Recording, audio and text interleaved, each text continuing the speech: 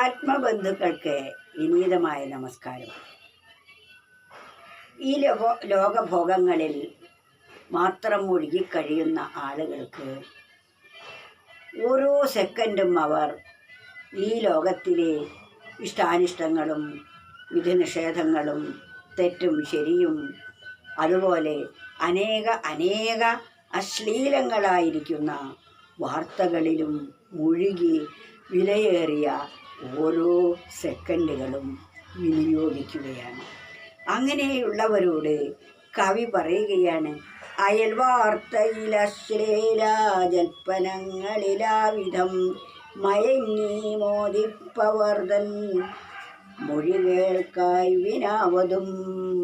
അപ്രകാരം ഓരോ സെക്കൻഡും അടുത്ത വീടുകളിൽ കയറി നേരം പോവാനിട്ട് പലരും ചെയ്യുന്ന കാര്യമാണ്. തൻ്റെ വീട്ടിലെ ജോലി കഴിഞ്ഞാൽ അടുത്ത വീട്ടിലെ അമ്മയുടെ അടുത്ത് ചെന്ന് ആ നാട്ടുകാര്യങ്ങളും പറഞ്ഞുകൊണ്ടേയിരിക്കും. നാട്ടിൽ നടക്കുന്ന എല്ലാ വിവരങ്ങളും അവർ അന്വേഷിച്ച് പരസ്പരം ചർച്ച ചെയ്തുകൊണ്ടേ തൻ്റെ വിലയേറിയ സമയം വിനിയോഗിക്കും. അതാണ് അയൽവാർത്തയിൽ അശ്ലീല ജൽപ്പനങ്ങളിലാവിധം മയങ്ങി മോദിപ്പവർ തൻ മൊഴി കേൾക്കായി വിനാവതും. നമ്മളോട് എന്താ താക്കീത് തരുന്നത്? നമ്മുടെ വിലയേറിയ സമയം അങ്ങനെ നാട്ടുകാരെക്കുറിച്ചും അയൽ വീടുകളിൽ ചെന്ന് തൻ്റെ വിലയേറിയ സമയം നമ്മൾ കളയരുത്. അങ്ങനെയുള്ളവരുടെ നിസാരമായ വാക്കുകൾ കേട്ട് നമ്മുടെ മഹത്തായ സമയം നമ്മൾ നഷ്ടമാക്കരുത് എന്നാണ് പറയുന്നത്. അതാണ് അയൽവാർത്തയിൽ അശ്ലീല ജൽപ്പനങ്ങളിലാവിധം. അയൽവാർത്തയിൽ അടുത്ത വീടുകളിൽ ചെന്ന് അവരോട് പല വർത്തമാനവും പറഞ്ഞ് കുറ്റങ്ങളും കുറവുകളും ഭേഷണിയും പറഞ്ഞുകൊണ്ട് നമ്മുടെ വിലയേറിയ സമയത്തെ നമ്മൾ കളയരുത് എന്നാണ്.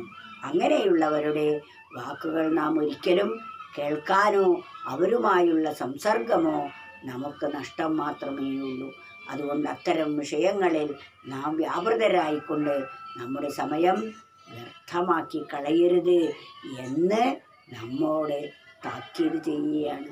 ആ വാർത്തകളോ ആ വ്യക്തികളോ ആരും തന്നെ നമ്മെ സഹായിക്കാൻ എത്തുകയില്ല. അത്തരം ശീലങ്ങൾ നമ്മുടെ മനസ്സ് വ്യാപൃതമായാൽ മനസ്സിൽ നല്ല ചിന്തകൾക്ക് അല്പം പോലും ഇടം ഇല്ലാതാകുന്നതാണ്. അന്ത്യകാലത്ത് ആ ചിന്തകളുമായി മാത്രമായിരിക്കും നാം പോകുന്നത് എന്ന പരമാർത്ഥം ബോധിച്ച് നല്ല ചിന്തകളെ നമ്മുടെ അന്തരംഗത്ത് പ്രതിഷ്ഠിക്കാൻ നാം പരിശ്രമിച്ചുകൊണ്ടേയിരിക്കണം. അയൽവാർത്തയിൽ അശ്ലീല ജൽപ്പനങ്ങളിലാവിധം മയങ്ങി മോദിപ്പവർതൻ മൊഴി കേൾക്കായി വിനാവതും.